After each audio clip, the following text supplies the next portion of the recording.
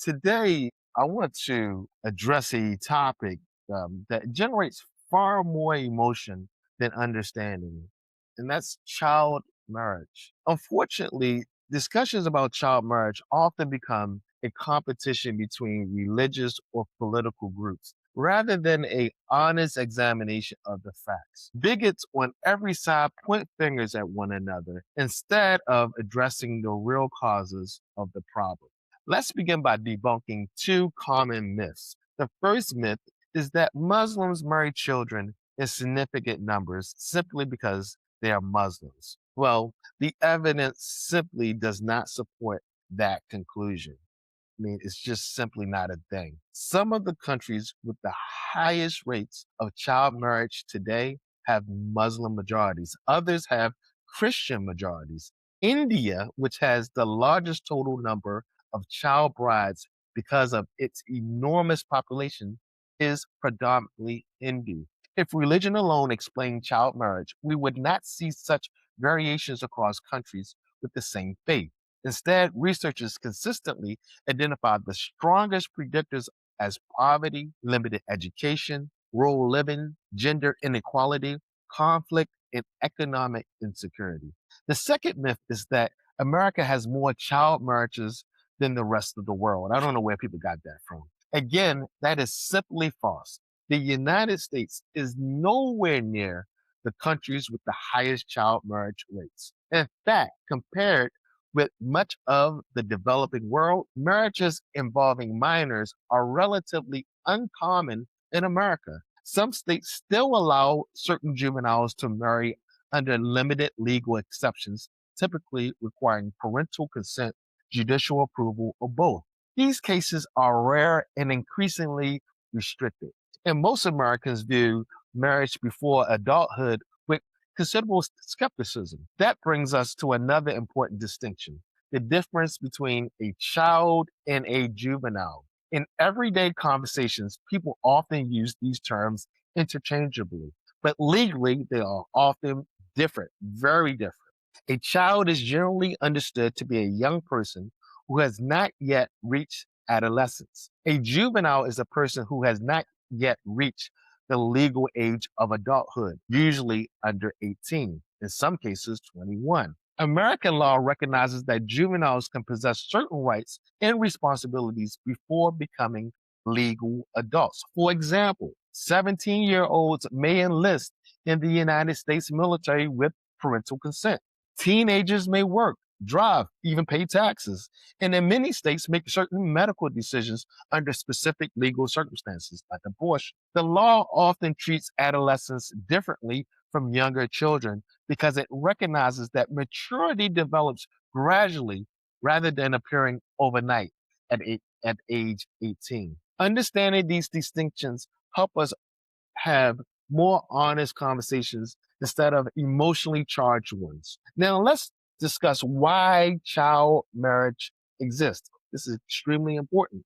Historically, child and early marriage has almost always been an economic strategy rather than a religious practice. For centuries, families around the world faced extreme poverty.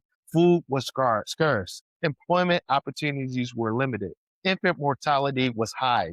Large families were common because children contributed labor to labor and because many did not survive into adulthood. In many societies, marrying a daughter early reduced the economic burden on her parents while providing her with financial security through another household. Whether we approve of that practice today is a separate question, but understanding why it occurs is essential. Even in Western countries like America, marriages involving teenagers were far more common 50 or 60 years ago than they are today. Many members of the baby boomer and Generation X generations, like myself, have parents or grandparents who married at 15, 16, 17, 18, in some communities, even much younger. Social norms have changed dramatically over the past half century. Well, why? Because economics has changed. That's right. As societies became wealthier, education expanded, life expectancy increased, Women entered higher education and the workforce in greater numbers, and families began having fewer children. Raising children became significantly more expensive, while childhood and adolescence became longer periods devoted to education rather than work. This pattern is remarkably consistent around the world. Countries that industrialize and move towards advanced economics generally experience sharp declines in child marriage. As nations modernize through technological development, including today's transition into the fourth industrial revolution, education increases, incomes rise, employment opportunities expand, and families delay marriage. That's just a consequence of technology.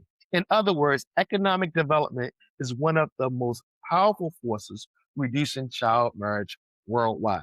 So before blaming one religion, one country, or one culture, we should examine the evidence. Child marriage is not primarily a story about Islam, Christianity, Hinduism, or any other faith.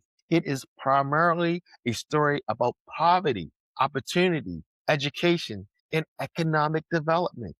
Simply that. If we genuinely want fewer child marriages, history suggests the most effective solutions are reducing poverty, improving access to education, expanding economic opportunities, and creating stable societies where families no longer view marriage as an economic necessity. Facts should unite us in solving problems, not divide us in competing camps of prejudice. I am your host, Dr. Ray, and this is not affiliated.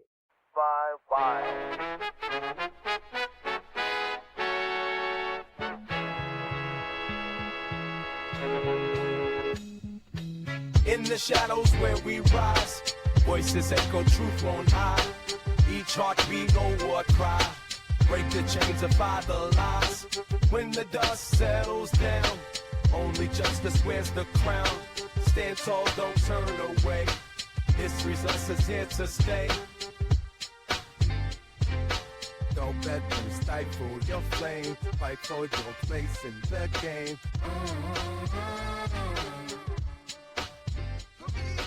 Don't let them stifle your flame. Fight for your place in the game.